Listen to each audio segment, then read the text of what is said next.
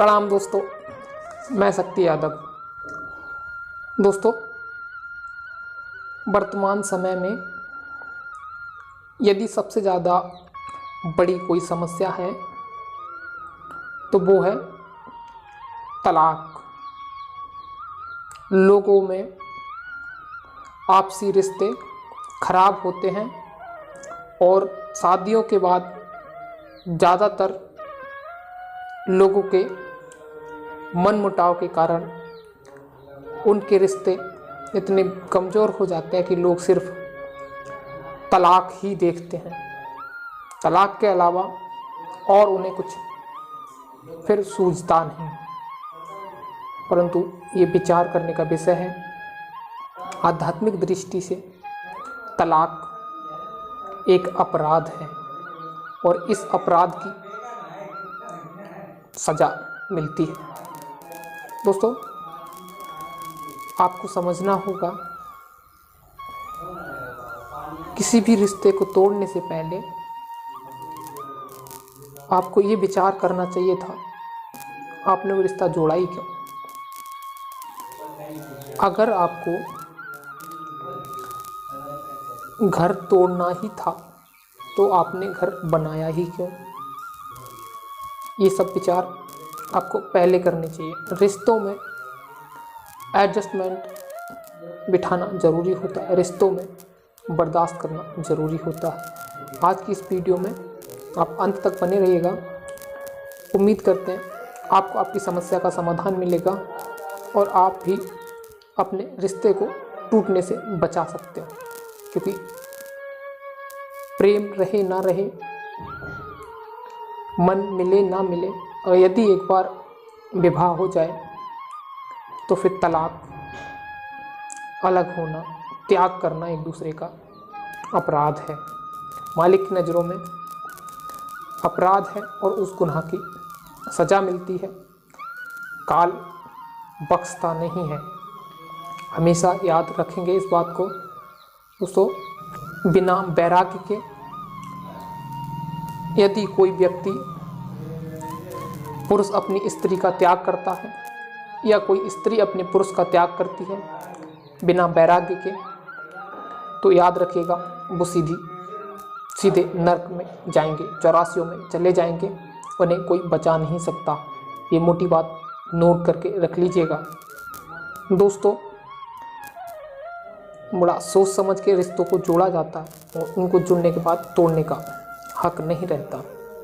अंतिम सांस तक एक दूसरे का साथ निभाने का जो वचन लिया जाता है, यदि उसको कोई तोड़ता है तो उसको फिर अपराध लगता है, उसको क्षमा नहीं मिलती।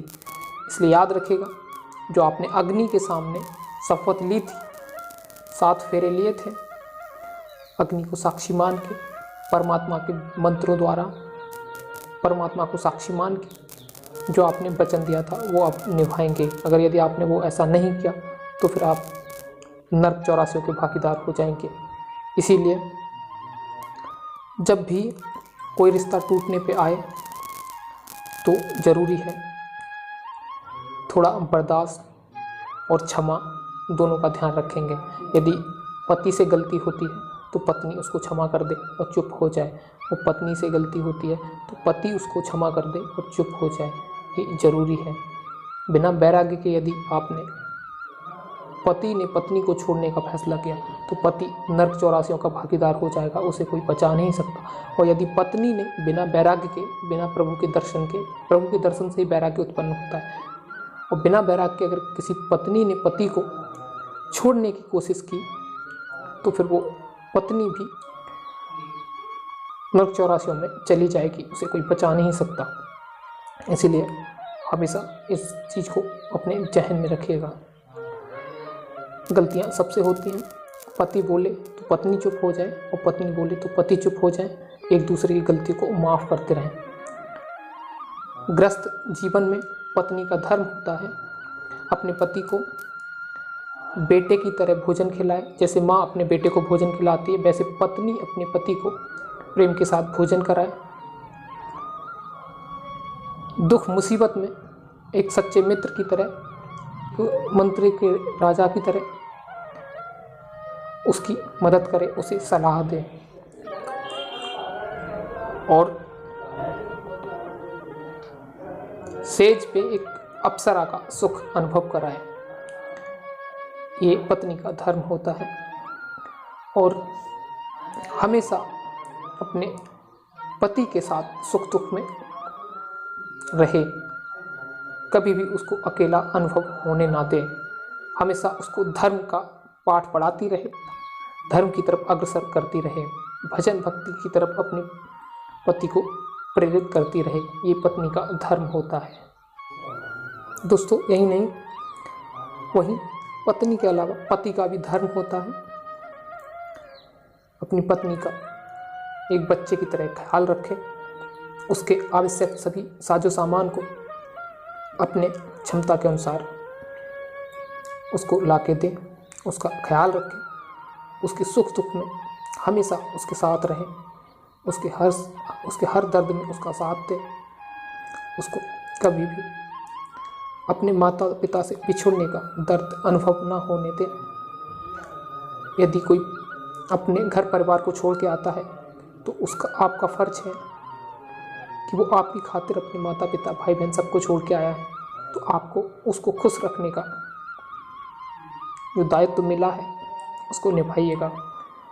यदि ऐसी मानसिकता रखोगे, पति अपनी पत्नी को ऐसा प्रेम देगा और पत्नी अपने पति को ऐसा प्रेम देगी, तो दोनों में झगड़ा नहीं होगा। दोस्तों हर व्यक्ति के जीवन में थोड़ा बहुत झगड़ा होता है, लेकिन याद रखिएगा जब एक साइड से गर्मा गर्मी हो, एक तरफ से गुस्सा हो, तो दूसरी तरफ शांति का परिचय देना चाहिए। यदि पति में गुस्सा है तो पत्नी को शांत होकर बर्दाश्त करना चाहिए और चुप रह के, मौन रह के उस गुस्से का ठंडा होने का इंतज़ार करना चाहिए। और ऐसे ही अगर पत्नी कुछ बोलती है, गुस्से में है, तो पति को उसका जवाब नहीं देना चाहिए, बल्कि उसको शांत रह के, गुस्सा ठंडा होने तक चुप रह के बर्दाश्त करना चाहिए, फिर उसको समझाना चाहिए। एक दूसरे को समझाने से, एक दूसरे की गलतियों को माफ़ करने से, एक दूसरे को जवाब ना देने से रिश्ते बने रहते हैं।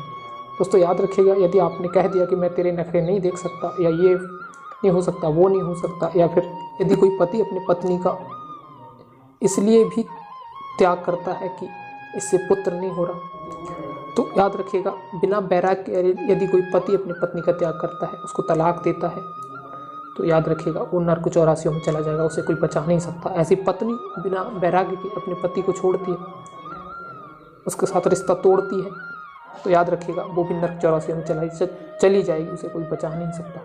इसीलिए इस तलाक के पाप से बचिएगा।